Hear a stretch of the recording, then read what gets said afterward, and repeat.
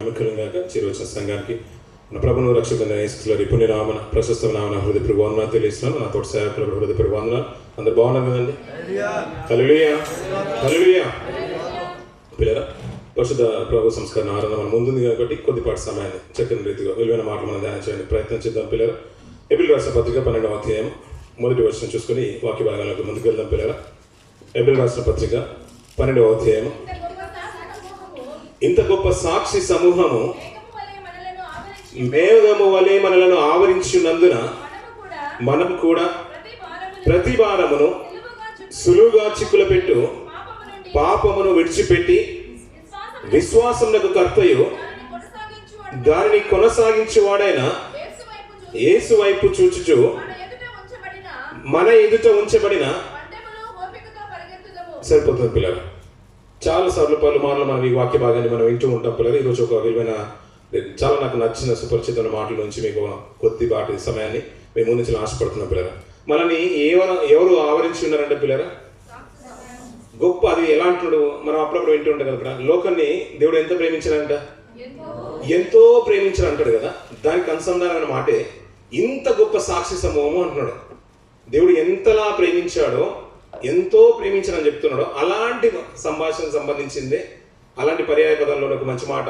ఇంత గొప్ప సాక్షి సమూహం అంటే చూసారా పిల్లరా, ఇంత ఉండి కూడా నువ్వు ఇలా ఎందుకు తప్పు చేసావు అన్నట్టుగా అప్పుడప్పుడు పెద్దలు అంటూ ఉంటారు. అరే, ఇన్ని ఇస్తున్నాను కదా నీకు, ఇన్ని చేశాను కదా, అరే ఇంత బాగా చూసుకున్నాను కదా అన్నప్పుడు ఎలా ఉంటుందో ఇంత గొప్ప సాక్షి సమూహము అంటున్నాడు. పిల్లరా, అది ఎలా ఆవరించిందంట?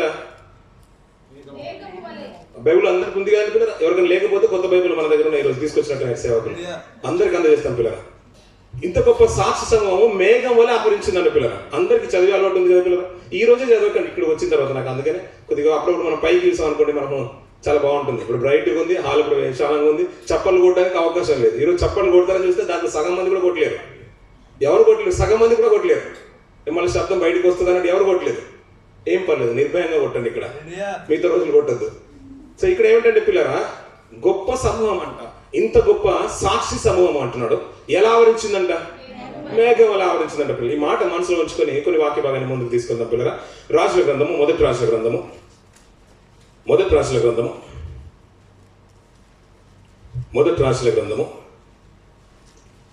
అందరు తీసారా పిల్లరా? మొదటి రాజుల గ్రంథము 10వ అధ్యాయము మొదటి వచనం చూద్దాం. పిల్లరా,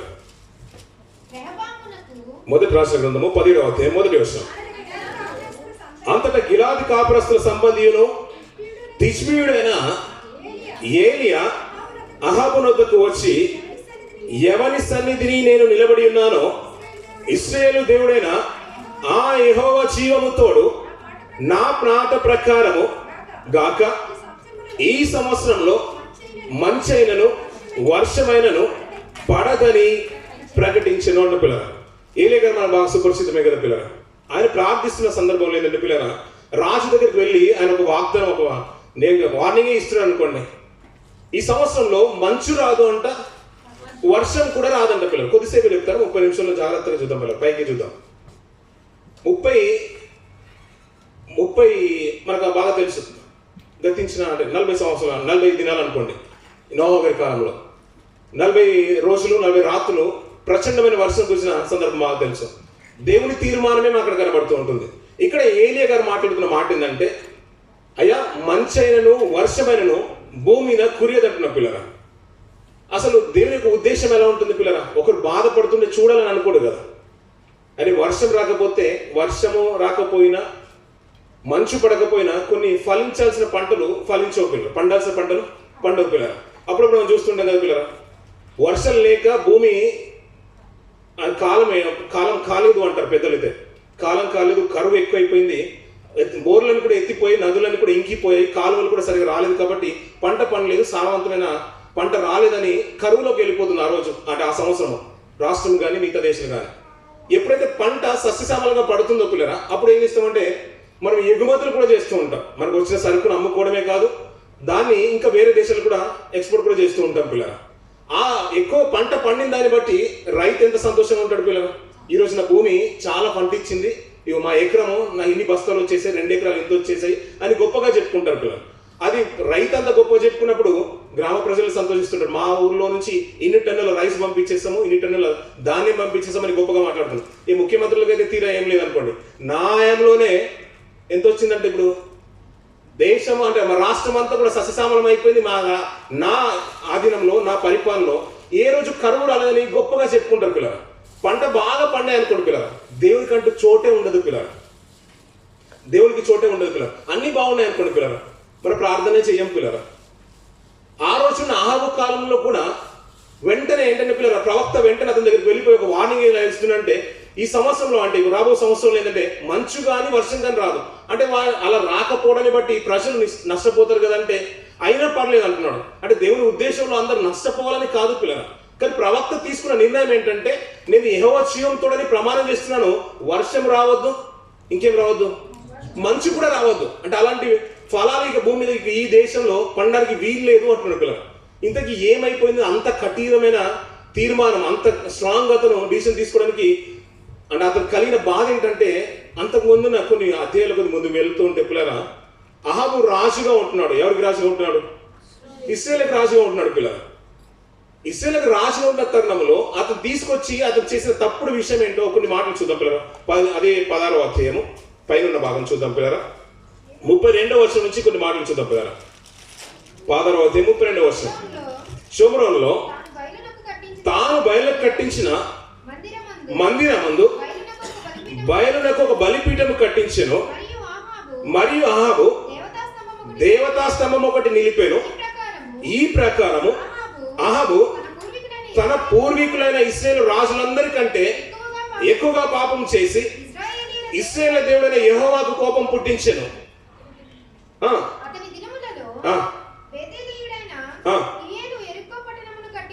సరిపోతుంది.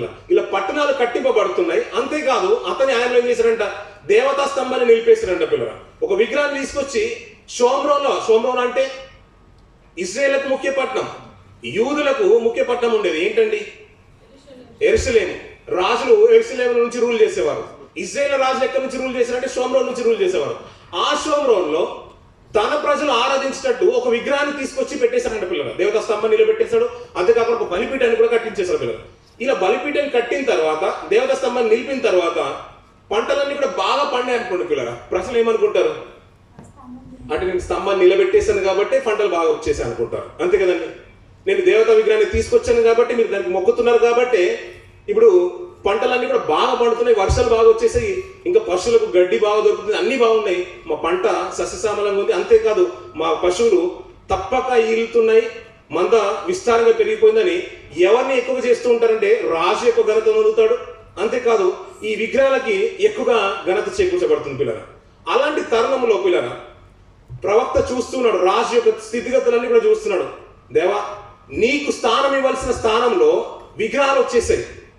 నిన్నే కీర్తించాల్సిన స్థానంలో నీవే దేవుడు, నిజ దేవుడివి, గద్దరెక్కల మీద ఇశ్రాయేలు ప్రజల్ని తీసుకొచ్చిన నీకు స్థానం ఏంటో ఇశ్రాయేలు ప్రజలు కనిపించట్లేదు ప్రభువా. ఎందుకంటే అలా స్థానాన్ని తగ్గిపోతున్నప్పుడు ప్రవక్త తట్టుకోవట్లేదు పిల్లలు, సేవకుడు తట్టుకోవట్లేదు. సేవకుని ఒక రెండు మాటలు అన్నా పర్లేదు పిల్లలు, కానీ దేవుని విషయానికి వచ్చే వరకు దేవుని ఒక మాట అంటే సేవకుడు తట్టుకోలేకపోతున్నాడు. ఎందుకంటే నీ స్థానం తగ్గింపబడుతుంది, నీ స్థానం ఎక్కడో ఉన్నతంగా ఉండాలి. ఎందుకంటే అరణ్య మార్గంలో వాళ్ళు నడిపించేసే వారి చెప్పుల వారు తెగిపోలేదు, చెప్పులు పాతగిల్లలేదు, వస్త్రాలు పాతగిల్లలేదు. ఇంకా అంతెందుకు పిల్లరా, ఆ ఏ రోజు కూడా ఇది కొరతైందనే సంభావన లేదు. ఎప్పుడైతే వారు అరణ్య మార్గంలో ప్రారంభించిన క్షణంలో మొదలుకొని మన్నా కురియడం ప్రారంభించిందంట.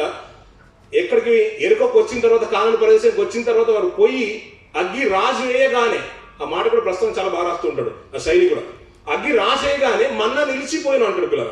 అంటే అంతవరకు మన్నా వస్తూనే ఉంది పిల్లల. అంటే అంత గొప్పగా పోషిస్తున్న ఆయన్ని ఇప్పుడు ఎలా చూడాలి పిల్లరా? మన కళ్ళలో పెట్టుకొని చూసుకోవాలి, ఇంకా గుండెల నిండా భద్రం చేసుకోవాలి. ప్రతిసారి దేవా నీకే స్తోత్రం, నీకే స్తోత్రం, ఇప్పుడు లోకంలో ఉన్నది నాకు ఏది అక్కర్లేదు తండ్రి అని ఎంతో కీర్తించాల్సిన ఆయన్ని, ఆయన స్థానాన్ని తగ్గించి విగ్రహాలు నిలబెట్టేసి దానికి బలులు అర్పిస్తున్నాడు పిల్లలు. ఇలాంటి తరుణంలో ప్రవక్త తీసుకున్న నిర్ణయం చూడండి పిల్లలు. ఇక్కడ నుంచి ఈ సంవత్సరం ముందు, ఇక రాబో సంవత్సరంలో మంచు కానీ వర్షం కానీ కురువనే కురవదు, ఇది యెహోవా జీవంతోడని తాను ప్రార్థన చేస్తున్నాడు. ఇప్పుడు ఒక వ్యక్తి ప్రార్థన చేస్తే దేవుడు వినాలా పిల్లరా? ఏమండి లేదు, మనం ఇప్పుడు కూడా ప్రవీణ్ ప్రగడ గారు చనిపోయారు పిల్లలు. ఆయన ఇప్పుడు చనిపోయిన తర్వాత ఇప్పుడు మనం ఎలా ప్రార్థన చేయాలి? దేవా, నిన్ను చంపిన అంటే నీ సేవకుని చంపిన వ్యక్తిని అందరినీ చంపే ప్రభు అని అన్నాం అనుకోండి పిల్లల, దేవుడు మన ప్రార్థన వింటాడా? ఎందుకంటే ఆయన దీర్ఘశాంతంగాని వెయిట్ చేస్తూ ఉన్నాడు. కానీ దేవునికి అవకాశం ఇస్తే పరిస్థితులు ఎలా ఉంటాయంటే పిల్లల, కరువు వచ్చేసిందంట పిల్లల, ఇజ్రాయేల్ కరువు వచ్చిందంట. ఒక ఏలియా ప్రవక్త, అతడు సామాన్య మనుషుడే అంటాడు యాకోబు రాసిన పత్రికలో, మన బాగా తెలుసు కదా పిల్లలు. మీలాంటి మనుషుడే, మనలాంటి మనుషుడే విశ్వాసంతో ప్రార్థిస్తారంట. 3.5 సంవత్సరాలు వర్షింపలేదంట భూమి, అంతే కదా, ఆకాశం వర్షింపలేదు భూమికి. అండ్ అలా దేవుని కీర్తి తగ్గినప్పుడు సేవకుడు ఒక నిర్ణయం తీసుకొని ప్రార్థిస్తున్నాడు పిల్లలు. దేశంలో చూడండి పిల్లలు, ఎన్ని అలజడులు జరిగినా కానీ మనుషులు చంపితే వెంటనే దేవుడు రంగంలోకి దిగిపోవడం పిల్లలు, కొంచెం చూస్తూ ఉంటాడు పిల్లలు. కానీ ఒకవేళ అతనికే కనుక అవకాశం మనం ఇస్తే, దేవా నీ చిత్తమే సిద్ధించును గాక, ఇలాంటి పరిస్థితులు బట్టి అనుకుంటే కరువు వస్తే పిల్లరా మంచివాడు చెడ్డవాడు అందరూ నష్టపోతారు పిల్లలు. 3.5 సంవత్సరాలు కరువు వచ్చిందంటే పిల్లరా, గడ్డి కూడా పశువులకు గడ్డి దొరకలేదంటే పిల్లరా. అలాంటి తరుణంలో సేవకుడి మాటలు ఎంత బలంగా ఉంటాయి పిల్లరా. ఎందుకంటే ఆయన అన్న బాధ ఏంటంటే, దేవా నీ కీర్తి తగ్గిపోతుంది, నీ మహిమ తగ్గిపోతుంది. ఎందుకంటే నీ ప్రజలు అనుకుంటాం కదా, ఇప్పుడు అన్ని బాగున్నాయి అనుకోండి పిల్లరా, హాల్ దగ్గర అక్కడే ప్రార్థన చేసుకుంటున్నాం అనుకోండి, అలాగే న్యూ టెస్ట్మెంట్ చర్చ్లో మనం ఇంతగానో ప్రయాసంతో ప్రతిరోజు మన ప్రార్థనలు చర్చ్ గురించి జ్ఞాపకం చేసుకునే వాళ్ళమా? లేదు పిల్లరా. అయ్యా మేము హాల్లో చేసుకోవాలి పిల్లలు, హాల్లో చేసుకోవాలి తండ్రి, హాల్లో చేసుకోవాలయ్యా. మేము రూమ్లో చేసుకుంటున్నాం, చప్పట్లు కొట్టుకోవడానికి ఆస్కారం లేదు, వాయిద్యాలు వాయించడానికి ఆస్కారం లేదు. ఎంత హృదయపూర్వకంగా మనం ప్రార్థించుంటాం పిల్లలు. ఇది రావాలంటే దాని ముందున్న కాలం ఎలా ఉండాలి? గడ్డు కాలమై ఉండాలి, అంతే కదా పిల్లలు. కష్టం వస్తే హృదయం నుంచి బాధ తన్నుకుంటూ వస్తుంది. ఆ పరిస్థితులన్నీ చూసిన తర్వాత ఆ సేవకుడు తట్టుకోవట్లేదు పిల్లలు. దేవా, కీర్తనకారుడు ఒక మంచి మాట మాట్లాడుతారు, ఇలాగే రాజు ఇలాగ ఉంచుకునే పిల్లలు. మళ్ళీ వచ్చేద్దాం. కీర్తనకారుడు ఒక మంచి మాట మాట్లాడతారు పిల్లలు. 108వ అధ్యాయం 5వ వచనం, అలాగే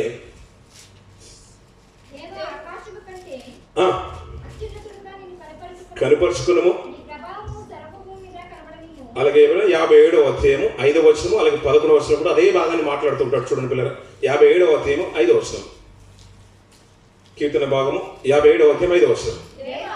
దేవా, ఆకాశము కంటే అత్యున్నతుడుగా నిన్ను కనపరుచుకునము, నీ ప్రభావము సర్వభూమి మీద కనబడని అంటాడు పిల్లలు. అదే భాగాన్ని పలుమార్లు భక్తుడు రాస్తున్నాడు పిల్లరా. ఆయన ప్రభావం ప్రజల్లో అంటే క్రియలు కనిపించకపోయే వరకు ప్రజలు ఏమనుకుంటారంటే, క్రైస్తవులు ఏం చేసినా పర్లేదండి, మనం ఎంత చేసినా పర్లేదండి, వాళ్ళ మందిరాలు కూల్చినా పర్లేదని అంటారు. ఒకవేళ దేవుని ఉగ్రత కనుక చోటిస్తే పిల్లరా ఎలా ఉంటుందంటే, 3.5 సంవత్సరాలు వర్షింపలేదంటే ఒక సేవకుడు ప్రార్థిస్తే పిల్లరా, గడ్డి లేక పశువులు చనిపోతున్నాయి పిల్లరా. ఇశ్రాయేలు ప్రజల్లో నోచుకోలేకపోతున్నారు తిండికి. అలాంటి పరిణామంలో పిల్లరా ఒక 3.5 సంవత్సరాల తర్వాత మళ్ళీ తన సేవకుడు ప్రార్థిస్తున్నాడు పిల్లరా. తన సేవకుడు ప్రార్థించినప్పుడు జరిగిన పరిణామాలు కూడా చూద్దాం పిల్లరా. 18వ అధ్యాయం మొదటి రాశుల గ్రంథము 18వ అధ్యాయం మొదటి మాసం చూసుకొని ముందుకెళ్దాం పిల్లరా. అనేక దినమైన తర్వాత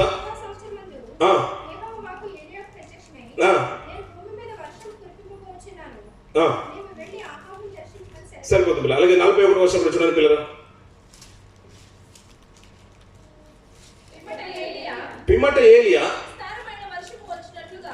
విస్తారమైన వర్షము వచ్చినట్లుగా ధ్వని పుట్టుచున్నది, నీవు పోయి భోజనం చేయమని అహాబుతో చెప్పగా, అహాబు భోజనం చేయబోయను గాని ఏలియా కర్మేలు పర్వతం మీదికి పోయి నేల మీద పడి.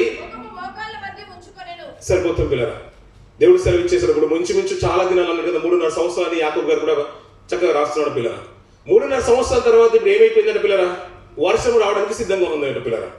ఇప్పుడు వర్షం వచ్చేసింది అనుకోండి పిల్లరా. ఇప్పుడు పర్వతం వాళ్ళు దేవత స్తంభాన్ని నిలిపేశారు, బలిపీఠాన్ని కట్టుకున్నారు, ఎత్తైన శిఖరాలు పెట్టేశారు, ఎన్నో మేళలు వేస్తున్నారు. ఇప్పుడు మన లోకంలో కూడా చూసుకుంటే పిల్లరా, ఆ మేళ ఈ మేళని విస్తారమైన జనులతో కూడా చేస్తున్నారు. దాన్ని బట్టే దేశంలో బాగున్నాయి, మేమందరం బాగున్నాం, క్రైస్తవులు చనిపోయినా పర్లేదు ఒక తీర్మానానికి వచ్చేసారు అనుకో పిల్లరా. ఏదైనా ఒక సేవకుడు ఒక ప్రార్థన కానీ ఒక విశ్వాస ప్రార్థన కానీ దేవుని సన్నిధికి అంగీకృతం అయితే, ఆయన కనుక స్వీకరిస్తే పిల్లరా, కరువు వచ్చినప్పుడు ఎలాంటి బీభత్సం జరుగుతుందో మనం చూస్తున్నాం కదా పిల్లలు. ప్రకృతి వైపరీత్యాలు అంటారు పిల్లలు. చివరికి వస్తూ ఉంటే ఏమంటున్నాడంటే, ప్రపంచం అంట ముగింపుకు వచ్చేసిందంట. ఈ మధ్యకాలంలో సునామీ భూకంపం చూసాం కదా పిల్లలు. రిక్టర్ స్కేల్ పైన అది ఎంత ఉండాలో దాన్ని మించి ఉంటుంది పిల్లలు. 7 వస్తేనే తట్టుకోలేరు, 8, 9, 11 వరకు వెళ్ళిపోతుంది పిల్లలు. అంతవరకు వస్తూ ఉంటే పిల్లలు ఎన్నో బిల్డింగ్స్ అన్ని కూడా కూలిపోయి నేలమట్టం అయిపోయి, అంటే దాంట్లో మంచివారు చెడ్డవారు అందరూ పోతున్నారు పిల్లలు. ఎందుకంటే దేవునికి ఆ స్థానం కనుక, దేవుని ఉగ్రత కనుక చోటిస్తే, ఆయన చూపేంత వరకే ప్రేమ కనికరం భూమి మీద నిలబడుతుంది పిల్లల. ఆయన దయ ఆయుష్కాలం అంతా నుంచి అన్నాడు.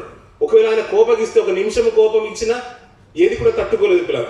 అలా 3.5 సంవత్సరాల తర్వాత ఇప్పుడు సేవకుడు ప్రార్థించాలి కాబట్టి సిద్ధపడుతున్నాడు. కానీ అంతవరకు ఉన్న సంఘటన బట్టి అయ్యా ఇప్పుడు నువ్వు అది దేవత స్తంభం నిలిపేశావు కదా, అయ్యా యాహాబు గారు కూడా ఒక మంచి మాట మాట్లాడతాడు. ఏలే గారిని చూడగానే, నువ్వే కదా ఇశ్రాయేలుకు నష్టం వచ్చేటట్టుగా ప్రార్థన చేసినట్టు, నేను కాదు, నువ్వు చేసిన క్రియల్ని బట్టి దేవుడు ఆ ఉగ్రతను చూపించేశాడు. అంతకన్నా ముందుగా నువ్వు చేసిన పనులేంటో నీకు జ్ఞాపకం చేస్తాడని అవన్నీ కూడా చెప్తూ వస్తుంటాడు పిల్లలు. కాలక్రమేణా 3.5 సంవత్సరాల తర్వాత ఆయన ప్రార్థించకంటే ముందుగానే ఇప్పుడు దేవుడు వర్షం అయితే కురిపించబోతున్నాడు. 450 మంది ప్రవక్తలు అక్కడ ఉన్నారు పిల్లలు, బయలు ప్రవక్తలు కనిపిస్తూ ఉన్నారు. ఇప్పుడు ఒకవేళ వారు ప్రార్థించి వర్షాన్ని తెప్పించారనుకోండి పిల్లలు, మళ్ళీ ఏమైపోతుంది, దేవుని యొక్క ప్రభావము కనిపించకపోతుంది. దానికంటే ముందు ఏం చేయాలి, ఇప్పుడు వారందరినీ కూడా వధించాలి. మనకు ఎలా అనిపిస్తుంది, ఒక సిస్టమేటిక్ గా దేవుడు ప్లాన్ వేస్తుంటే సీరియల్ మనం అప్పుడప్పుడు చూస్తుంటారు కదా, మన తల్లులందరూ సోదరులు వాళ్ళు ప్లాన్ వేస్తారు పిల్లలు. సీరియల్లో అత్త అనుకుంటుంది కోడల్ని ఎలా పడగొట్టాలని, అలాగే మనం చూస్తుంటాం కదా పిల్లలు. మనకు అనిపిస్తుంది అబ్బా ఇంత ప్లాన్ వేసిందని అనిపిస్తుంది. కానీ దేవుడు ప్రణాళిక చూడండి పిల్లలు, వర్షాన్ని నిలిపేశాడు. 3.5 సంవత్సరాలు అవుతుంది. అక్కడ చాలా మంది బయలుకు ప్రవక్తలు ఉన్నారు, ఆశకు దేవుడి ప్రవక్తలు ఉన్నారు. వీరందరూ ఉన్నప్పుడే వర్షం పడ్డది అనుకోండి పిల్లలు. వాళ్ళు ఏమనుకుంటారంటే మా ప్రవక్తలు ప్రార్థన చేశారు కాబట్టి వర్షం పడింది అనుకుంటారు. దానికంటే ముందుగా ఏలియాను బలోపేతం చేస్తున్నాడు దేవుడు, రేపుతున్నాడు. నువ్వు వెళ్ళు వాడిని కట్టుకొని అతను చేయనప్పుడు 450 మంది ప్రవక్తల్ని చంపిన తర్వాత పిమ్మట మోకాళ్ళ మధ్య తల పెట్టుకుని ఎదురు చూస్తున్నాడు దేవుడి కొరకు. అంటే ఎలా ఉందంటే విపరీతమైన వర్షము వచ్చేటట్టుగా సూచనలు ఉన్నాయి, ధ్వని పుడుతుంది అని మోకాళ్ళ మధ్య తల పెట్టుకుని అప్పుడు చేసే ప్రార్థన చూడండి పిల్లల కిందికి.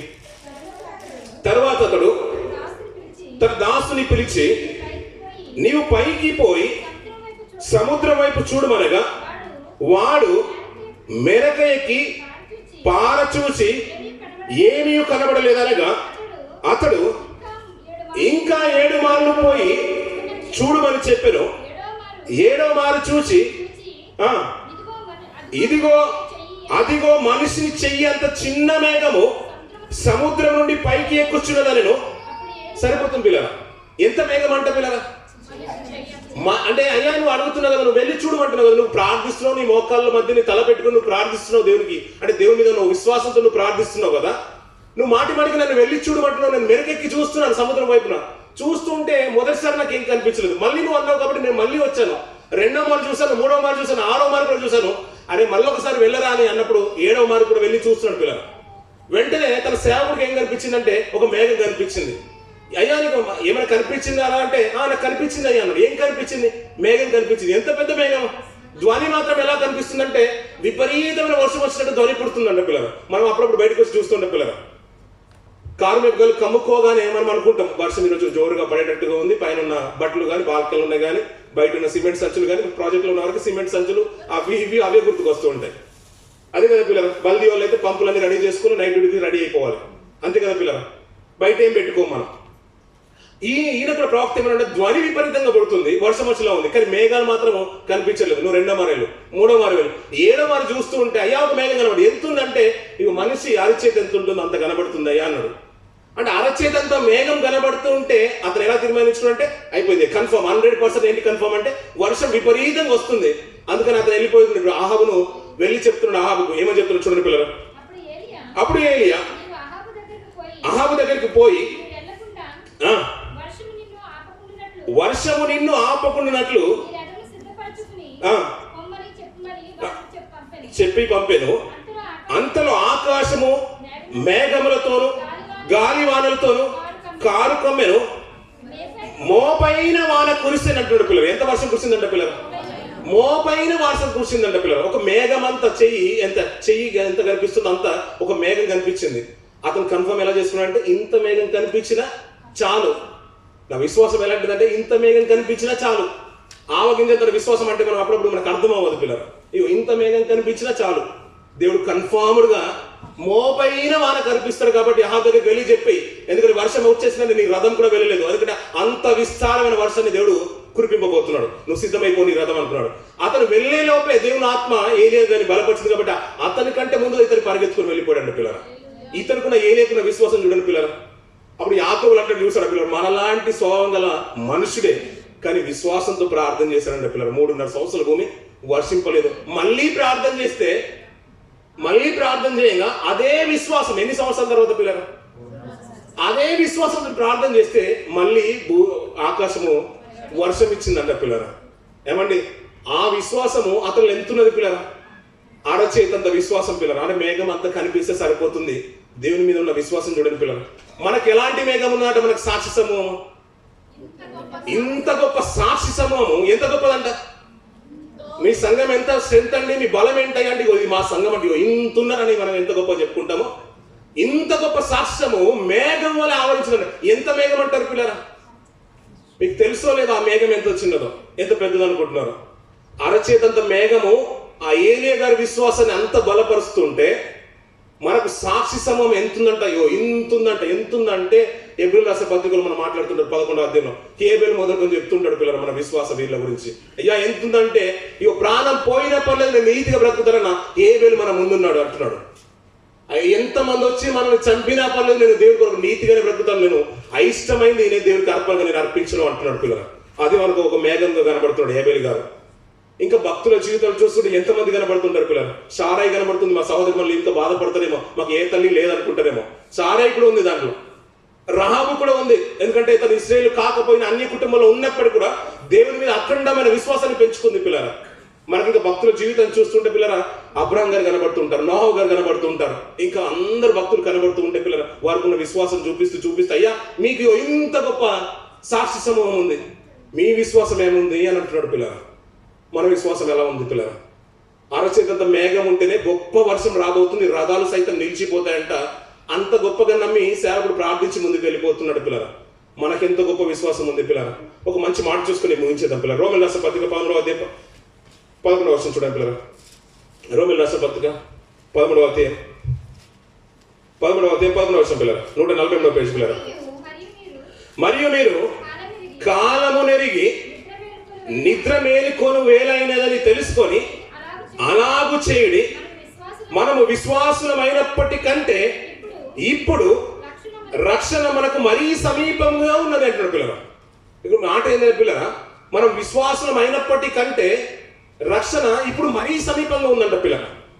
మనం విశ్వాసంలోకి వచ్చినప్పుడు పిల్లరా, చాలా మంది క్రైస్తవులు బాప్తిసం తీసుకున్నప్పుడు పిల్లరా మనకు రక్షణ మార్గం మనకు తెలిసేటప్పుడు చాలా అంతంత మాత్రమే మనకు తెలిసేది పిల్లరా.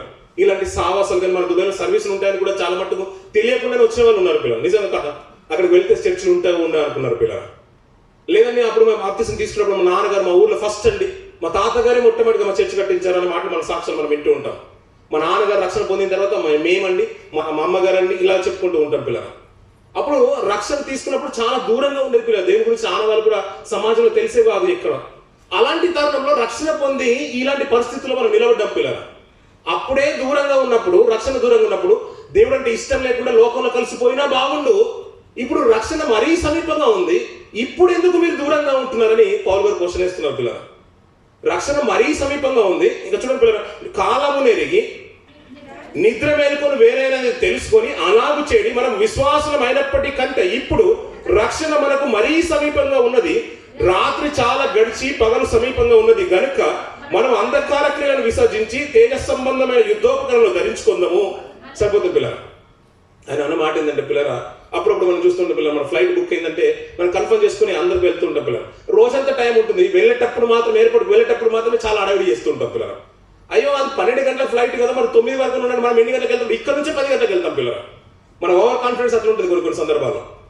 తీరా అక్కడికి వెళ్ళిన తర్వాత బోర్డింగ్ లగేజ్ అయిపోయిన తర్వాత వెయిటింగ్ రూమ్ ఉన్న దగ్గర మనం అక్కడే ఉండొచ్చు కదంటే మన అప్పుడు షాపింగ్ గుర్తుకొస్తుంది, అప్పుడు ఏదో తినాలనిపిస్తుంది. అక్కడ తిని అప్పుడు కొనుక్కొస్తుంది మనకు. అంతకుముందు రోజు పడుకోరు, దాని ముందు రోజు పడుకోరు, అక్కడ వెయిటింగ్ రూమ్ లో పడుకుంటారు. ఫ్లైట్ కాస్త తీరా వెళ్ళిపోతుంది పిల్లలు.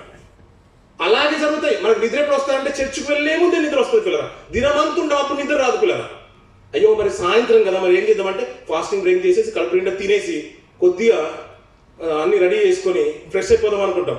అలా వెళ్ళే టైంకి నిద్ర వస్తుంది పిల్లలు, వెళ్ళే టైంకి నిద్ర వస్తుంది. ఇప్పుడు మన ఫ్లైట్ వెళ్ళే టైంకి బోర్డింగ్ అంతా అయిపోయిన తర్వాత వెయిటింగ్ రూమ్ నుంచి అందులోకి టేక్ ఆఫ్ అవ్వడానికి ముందుగా లోపలికి ఎంట్రీకి ఎప్పుడైతే పర్మిషన్ ఇస్తారో అప్పుడే కునుకు పడతారు పిల్లలు. ఒకవేళ కునుకు పట్టారనుకోండి పిల్లలు, ఏమైపోతుంది పిల్లలు, లగేజీ బాయ్ అది కలెక్ట్ చేసుకోవడానికి మళ్ళీ 2 days పడుతుంది. ఫ్లైట్ టికెట్ నష్టపోయా, మళ్ళీ అక్కడ మనల్ని కలెక్ట్ చేసుకోవడానికి అక్కడ కార్ వేసుకొని వస్తారు మన వాళ్ళు, అదొక 5,000 అది పోయా. ఇప్పుడు ఎలా ఉంటుంది పిల్లలు. అందుకనే కాలం అనేది నిద్ర మేలుకొని ఈ వేరైనది తెలుసుకొని అలాగు చేయడి మనం విశ్వాసమైనప్పటికంటే ఇప్పుడు రక్షణ మనకు సమీపంగా ఉన్నటువంటి పిల్లలు. అందుకని ఇంత గొప్ప సాక్షిసము మన కళ్ళ ముందు ఉంటుంటే ఇంకా ఆలస్యం ఎందుకండి, సంకోచం ఎందుకు? ఆయనకున్న అందుకనే మీరు ఏం చూడాలయ్యా అంటే ఒక మంచి మాట చూస్తారు పిల్లలు. అదే హెబ్రీయులకు రాసిన పత్రిక ఇంతకు చదువుకున్న మాట 12వ అధ్యాయం ముంచేద్దాం పిల్లలు. 12వ అధ్యాయం కింది భాగం చదువుతున్నానమ్మా. మేఘం వలె ఆవరించినందున మనం కూడా ప్రతి భారమును సులువుగా చిక్కులు పెట్టు పాపమును విడిచిపెట్టి విశ్వాసమునకు కర్తయు దాన్ని కొనసాగించువాడైనా యేసు వైపు చూడాలా అంటున్నాడు పిల్లల. యేసు మరి అలాంటి విశ్వాసంతోనే ఉన్నాడు అంతే పిల్లల. అలాంటి విశ్వాసంతో వచ్చాడు పిల్లల. నేను దేవుని పని చేస్తానంటే చేశాడు పిల్లల. ఆయన కొరకు శ్రమను అనుభవిస్తానంటే అనుభవించాడు పిల్లల. ఆయన చిత్తం కొరకు ఏ పని అయితే చేయమన్నాడో అదే పని నేను ఏదైతే నేర్చుకున్నానో, ఏదైతే చూసానో, ఏదైతే విన్నానో అదే నేను చేస్తున్నానో, మీరు నన్నెందుకు విశ్వసించట్లేదని అదే మరి ప్రభు యేసు గారు క్వశ్చన్ వేస్తూనే ఉంటాడు సమాజానికి పిల్లల. అదే చేశాడంటే పిల్లలు, అదే చేశాడు పిల్లల. ఆయనకున్న విశ్వాసం ఏంటో తెలుసా పిల్లల? శ్రమలు ముందున్నా కానీ వెనుకంచి వేయలేదు పిల్లల. నేను ఒకరికి చనిపోయినా కానీ నా తండ్రి నన్ను ఏం చేస్తాడు? తిరిగి లేపుతాడు. మీరు ఇక్కడే ఉన్నారు కదా, ఇక్కడే ఉన్నారు కదండి. నేను చనిపోయినాను, తండ్రి ఏం చేస్తాడు? నన్ను తిరిగి లేపుతాడు. ఈ మాటలు అనడానికి గుండెల్లో రోషం ఉండాలి పిల్లలు. రొమ్ము విడుచుకొని నిలబడిపోవాలి. ఎందుకంటే పునరుత్థానము, ఈస్టర్, గుడ్ ఫ్రైడే ఇవే మనకు బలం ఇచ్చేవి. అవి కనుక లేకపోతే క్రైస్తవ జీవితానికి ఏమీ లేవు, ఆధారమే లేవు. ఆయన అన్న మాట ఏంటంటే నేను చనిపోయినను, తండ్రి నన్ను లేపుతాడు. కాబట్టి ఆయనకున్న విశ్వాసం అది పిల్లలు. నేను ప్రార్థిస్తున్నాను, చనిపోయిన వ్యక్తిని కూడా దేవుడు లేపుతాడు నాతో పాటు. లాజరు పైకి రమ్మనంటే పిల్లల ప్రేతాత్మలకు ఏ రీతిగా కడతారో అవన్నీ కూడా ఊడిపోయి మరి అతను బయటకు వస్తున్నాడు. అతనుకున్న ప్రార్థనలో ఉన్న శక్తి చూడండి పిల్లలు. ఆయన ఏది ముట్టినా కానీ నువ్వు వెళ్ళి కడుక్కో అంటే నువ్వు వెళ్ళి అందులో మునుగు అన్నా కానీ, నువ్వు వెళ్ళి కడుక్కో అన్నా కానీ, ఉమ్ము రాసి రాకినా కానీ, మట్టి తీసుకొని కళ్ళకు రాసినా కానీ అతనుకున్న తండ్రి కూడా ప్రభుకున్న విశ్వాసం చూడండి పిల్లల. ఎంత గొప్ప విశ్వాసం పిల్లల. అయ్యా యేసు వైపే చూడండి, యేసు వైపే చూడండి. ఎంతో మంది విశ్వాసం వీళ్ళు ఉన్నారు కదా. అయ్యా నాకు శారాలో నాకు తప్పిదం కనబడ్డది, యాకోబు మోసగడని నాకు తప్పిదం కనబడ్డది, అయ్యో అంతగా తొందరగానే పోయాడు కదా, హేబెలు తొందరగానే పోయాడు, హానుకు తొందరగానే పోయాడు కదా, ఇంకా జీవితకాలం అంతా కూడా సంపూర్ణంగా ఆయుష్కాలం లేదు కదా, మోస కూడా తప్పు చేశాడు కదా, మోస కూడా వెనుక తిరిగిపోయాడు కదా అంతఃపురం విడిచిపెట్టి. ఇలాంటి మాటలు మనం ఎక్కువగా వింటూ ఉంటాం పిల్లలు. ఇలాంటి మాటలు మనం వింటూ ఉంటాం. మీరు లోపల చూడడానికి మాత్రం మా భక్తుల జీవితాలు చేయకుండా, ఎందుకంటే తలకిందులుగా తపస్సు చేసినా కానీ వాళ్ళ జీవితాలు మనకు రావు పిల్లల. ఒకవేళ నీకు అలాంటి లోపం కనుక నీకు అనిపించిందా, యేసు వైపే మాత్రం చూడు అంటున్నాడు పిల్లల. ఆయనకున్న విశ్వాసం మరొకసారి నేను జ్ఞాపకం చేస్తాను. మనకేంటంటే పిల్లల యేసు వైపు చూస్తూ ఉంటే మనకి ఏం గుర్తుకొస్తాయి పిల్లల? శిలువనెక్కిన యేసును చూస్తూ ఉంటే మనకి ఏం గుర్తుకొస్తాయి పిల్లల? శిలువనెక్కిన యేసును చూస్తే మనకి ఏం గుర్తుకొస్తాయి పిల్లల? మన పాపల కోసం అతను నలగగొట్టిన శరీరం జ్ఞాపకం వస్తుంది పిల్లల. ఆయనకి ఆ కొరడాలతో గుర్తు ఉంటేనంటే పిల్లల మాంసం అంతా కూడా లాగిస్తే వీపంతా కూడా దున్నబడిందనే విషయం గుర్తుకొస్తుంటుంది కదా. రక్తము ఏరులై పారినట్టుగా రక్తం అంతా కూడా చిందించిన విషయమే మనకు గుర్తుకొస్తుంది కదా. ముళ్ళ కిరీటంని తలకు పెట్టిన విషయమే గుర్తుకొస్తుంది కదా. కాళ్ళలో మేకులు చీల పెట్టిన గుర్తుకొస్తుంది. నలిగిపోయినా మీకు దేహమే మీకు కనబడుతుంది. మీరు ఏమనుకుంటున్నారంటే మామూలుగానే ఆయన శరీరము, ఆయన నలగొట్టబడిన శరీరం కాబట్టి మేము బల్లను పుచ్చుకుంటున్నాం అనుకుంటున్నాం. రక్తం చిందింపబడింది, ఇది నిబంధన రక్తం అని అలా అనుకొని మనం పుచ్చుకున్న కాదయ్యా, కాదు. దాని వెనుకాల ఉన్న ఆయన విశ్వాసం కూడా నీకు కనిపించాలి. నేను నలగొట్టబడుతున్నాను, నేను తిరిగి లేస్తాను, తండ్రి నన్ను లేపుతాడు, నన్ను విశ్వసించే వారిని కూడా నేను లేపుతాను. ఆయన ఒక విశ్వాసంతో ముందుకెళ్తున్నాను. మనం కూడా ప్రభు బల్లలో పాలు పొందుకోవడానికే వచ్చేసాం పిల్లలు. భక్తుల జీవితాలు చూడని పిల్లలు ఆవగించంత విశ్వాసం, అరచేతంత మేఘం ఉంటే అక్కడ మోపైన వాన వస్తుందని ముందే సిద్ధపడిపోతున్నాడు పిల్లలు. ఆయన ప్రార్థించిన వర్షము భూమికి రాలేదంట పిల్లలు, మంచు కూడా రాలేదంట పిల్లలు. ఎందుకంటే దేశంలో కానీ రాష్ట్రంలో కానీ తన సేవకుల ఏడల కానీ తన సంఘం ఏళ్ళ కానీ తన ప్రజల ఏడ కానీ అపకీర్తి కానీ దేవుని తగ్గించే పరిణామాలు వచ్చిందని పిల్లలు. దేవుని ఉగ్రత కనుక వస్తే పిల్లలు ఆ రోజు మంచి ఇచ్చేయడం అనేది ఏది ఉండదు పిల్లలు. అందరితో పాటు సమూలంగా కొట్టుకుని పోతారని మనం విషయాలు వింటూ ఉంటాం పిల్లలు. వరదలు వచ్చినప్పుడు అందులో వరదల కాలంలో ఏదైతే ఉందో అంతవరకు దాచుకున్న గడ్డి మోపులు కానీ బండ్లు కానీ మనం ఏదైతే పార్క్ చేసామో అవన్నీ కూడా కొట్టుకొని పోతూ ఉంటాయి. మనం చూసి తెలుసు కదా పిల్లలు. ఆయన ఉగ్రత కనుక వస్తుంటే ఏది కూడా నిలవదు పిల్లలు. మనం ఏం చేయాల్సింది ఏంటంటే, అయ్యా ఇంతమంది విశ్వాసులు ఉన్నారు కదా, వాళ్ళు మేఘం వల్ల ఆవరించున్నారంట. మేఘం చాలా గొప్ప మేఘం. ఒక మేఘము మేఘస్తంభంగా వరకు ఉన్నది ఇజ్రాయేల్, తెలుసు కదా పిల్లలు. గద్దించిన దినాలు చెప్పాను. ఒక మేఘం అంట పిల్లల ఇంచుమించు కొన్ని 5,000 క్యూబిక్ మీటర్ల పొడవు ఉంటుందంట పిల్లలు. అంతున్నది. దాని కింద కొన్ని లక్షల మంది వెళ్ళిపోవచ్చంట.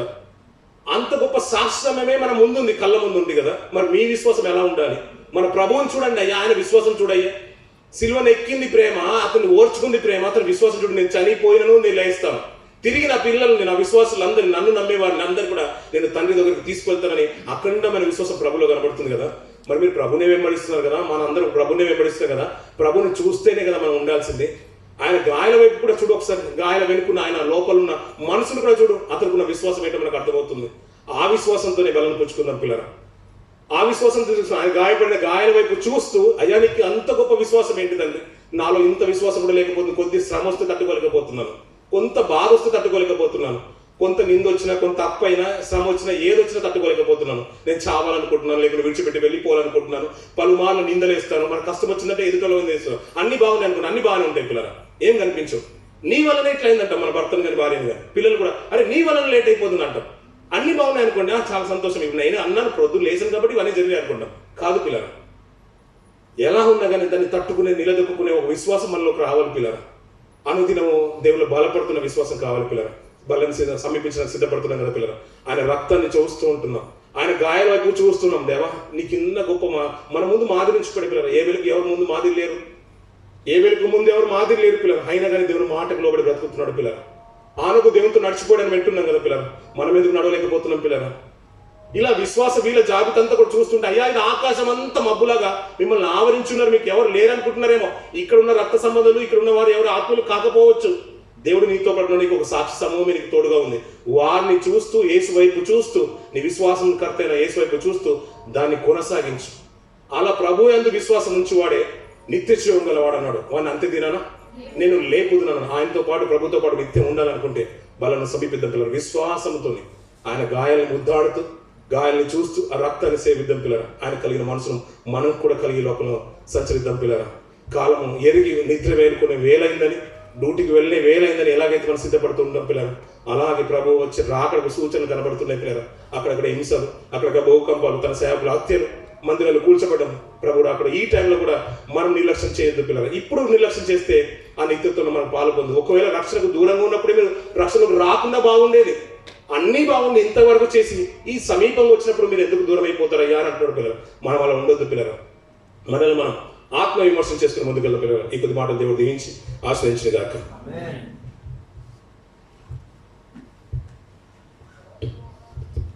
దేవుని మహిమ కలుగును గాక.